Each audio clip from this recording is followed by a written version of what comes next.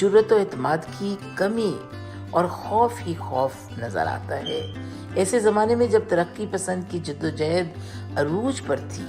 اور نسائی آوازوں میں ان کی شاعری میں حقیقت پسندی، احساس اور بے ساختہ رومانیت کی خوشبو نے تخلیقی حوالوں سے نئی کھڑکی کھولی اور سارے کا سارا ماحول اس محبت کی خوشبو سے معطر ہونے لگا۔